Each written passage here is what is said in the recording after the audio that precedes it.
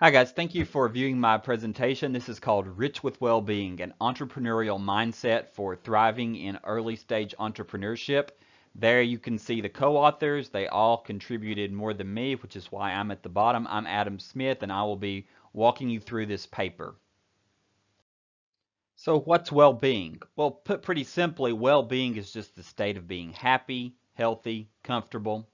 And in this study, we're just going to focus on two aspects of well-being that are particularly appropriate for entrepreneurs, and those are job satisfaction, which is the domain-specific aspect of overall satisfaction that captures contentment or pleasure from work, and then financial well-being, and that's just the perception of being able to sustain current and anticipated desired living standard and desired financial freedom. To underpin our reasoning, to underpin our hypotheses, we use a theory called self-determination theory, and henceforth I'll abbreviate that SDT. There are three essential elements of SDT. First of all, humans are inherently proactive in mastering their drives and emotions. Secondly, humans have an inherent tendency towards growth and development. And third, optimal development does not happen automatically. So one and two are very positive. This is what humans do. This is what we want as humans. It's not an automatic thing. Okay, so according to self-determination theory, on top of our physiological needs, there are three main psychological needs that humans have. And those are autonomy, relatedness, and competence. Autonomy refers to taking actions to control one's life and to act in harmony with beliefs and goals. Relatedness is about forming connections with those around us, and they're not just any connections; they're meaningful connections. They're connections that give us feelings of satisfaction and worth.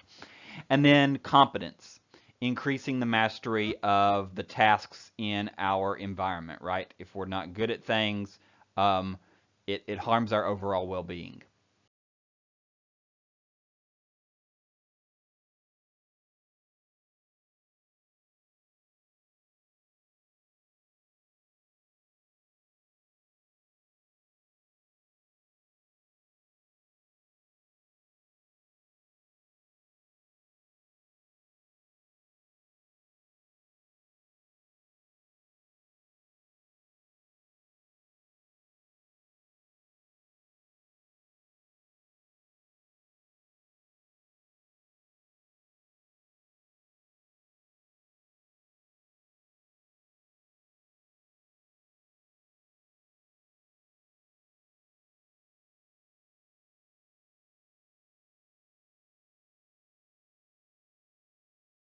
So, why is entrepreneurship such a wonderful discipline for looking at self-determination theory?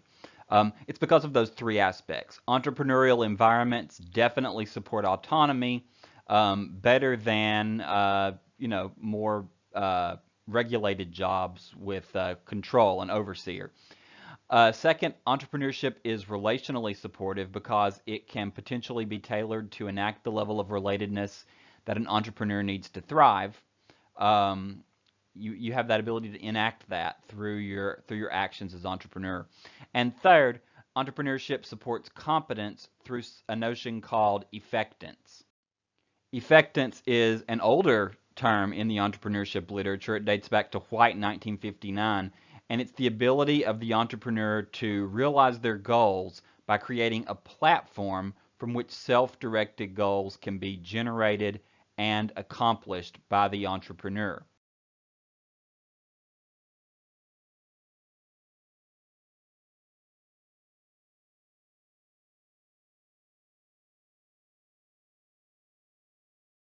So, in the entrepreneurial context, autonomy is defined as a business owner or founder having decision rights over what work is done, when it is done, and how the work is accomplished. SDT research consistently finds desired goal outcomes, including well-being, are linked to autonomous motivation. For entrepreneurs, autonomy is a motivator for both creating and sustaining business ventures. It's one of the main motivators. In this regard, autonomy has been shown to affect entrepreneurial outcomes that contribute to an overall well-being profile.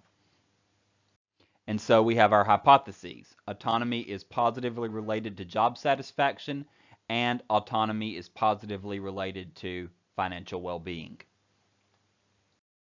Second aspect of self-determination theory is relatedness. Relatedness in entrepreneurship can occur in the entrepreneur's connections with stakeholders, like employees, like customers, even like competitors. Job security is a key indicator of relatedness. So we're going to use job security as a proxy for relatedness. And job security is going to be dictated by the acceptance and social connectedness that an entrepreneur receives from stakeholders. Job security thus aids well-being by assuring the entrepreneur that others value their venture efforts. And so that leads us to two hypotheses. 2A, job security is positively related to job satisfaction. 2B, job security is positively related to financial well-being. Before I get to the rest of the hypotheses, I need to introduce something called the RICH, which is one of the most innovative parts of our study. RICH stands for Resource-Induced Coping Heuristic.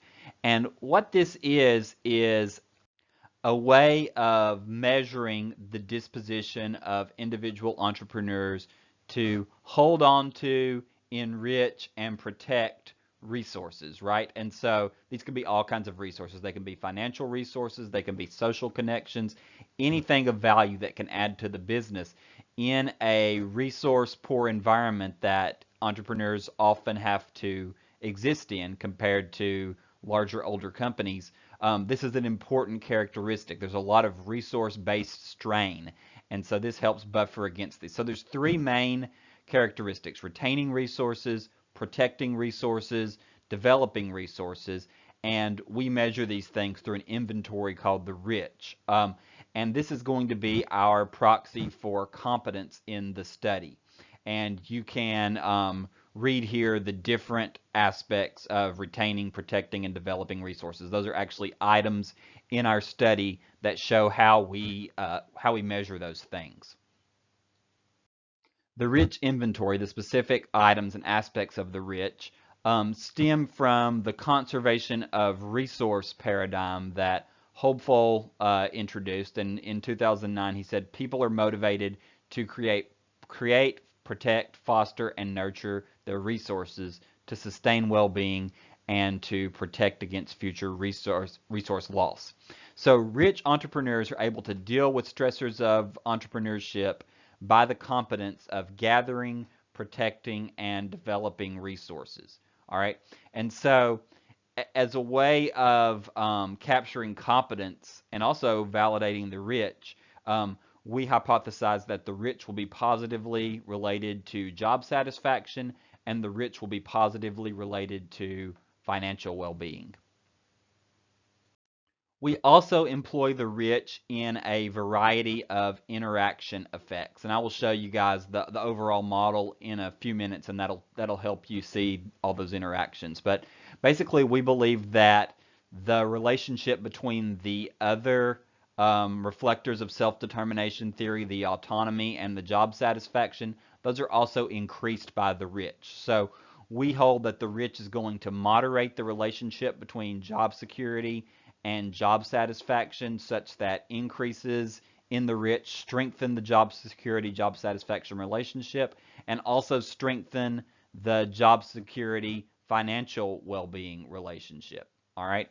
And it does the same thing through autonomy, right? It relieves the negative tension that can attenuate autonomy's relationship with job satisfaction by creating the felt competency that resource access grants, right? You feel more competent, and therefore, it helps to strengthen autonomy's relationship with well-being.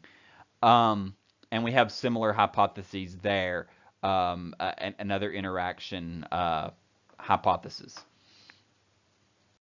Finally, there are some three-way interactions in the rich. And the idea is that not only does rich reflect a competence, but that competence results in more resources.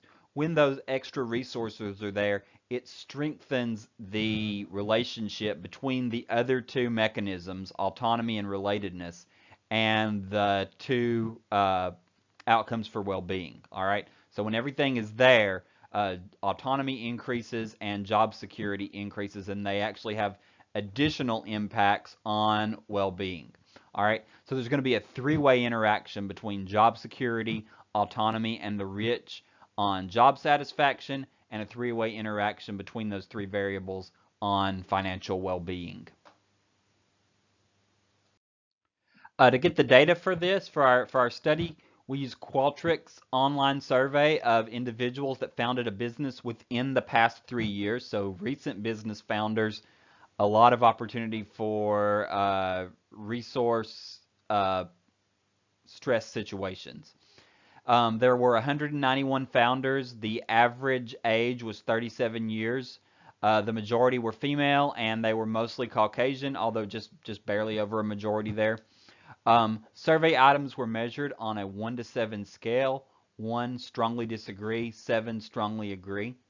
To assess the rich, we use the 16-item scale from Lanovich 2015. If you remember when I talked about the rich a couple of slides ago, some of those items were on there.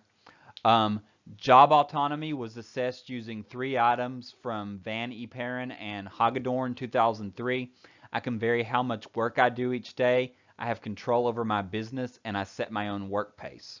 Job security was measured through 2 reverse coded items. I do not feel secure in this job, and my career or business seems stalled, and that's from Kavanaugh 2000. Job satisfaction, the first outcome, was assessed with 1 item modified from Kamen et al. 1983. All in all, I am satisfied with my business. And financial well-being was assessed with 4 items. Owning my business gives me financial security. Owning my business provides me with a larger personal income. Owning my business provides a chance to build great wealth over a very high income. And I am building a business that others can inherit. I am starting to run out of time, but here is the regression results for job satisfaction. You can see that most of the direct effects of the variables and most of the interactions found support. 2 stars there indicates significance at the 0.01 level.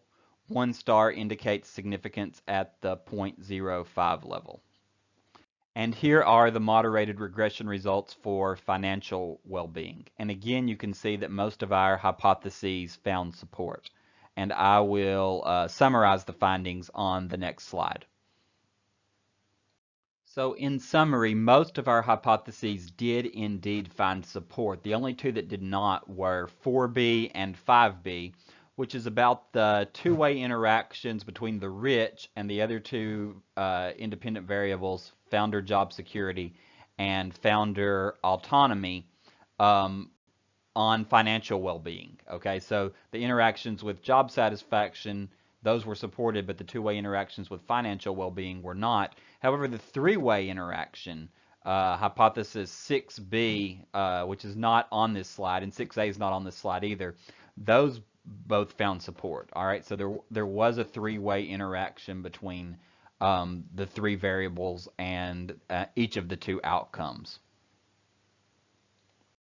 All right, some key implications. Entrepreneurship is through the fulfillment of the 3 basic psychological needs from self-determination theory, a context that is very conducive, very attractive for understanding well-being through outcomes like job satisfaction and financial well-being. All right. Secondly, the rich is kind of the star of this study with all of the interactions. It's a meaningful competency that is important for establishing a context favorable for entrepreneurs' well-being, especially in the context of job satisfaction, although it also contributed to financial well-being in several of the hypothesized relationships. Finally, autonomy and job security do more to enhance job satisfaction when the entrepreneur has the rich in place. And this is different from Shear et al., who did not use the rich. They found autonomy to be an important mediator for the relationship between entrepreneurship and well-being, looking at a larger collection of individuals rather than just entrepreneurs. Slightly at odds there, they didn't utilize the rich inventory, and for that reason, we add a little wrinkle to the literature. Thank you so much for listening to my presentation. I'm out of time. If you pause the video, you can look at the limitations on this slide.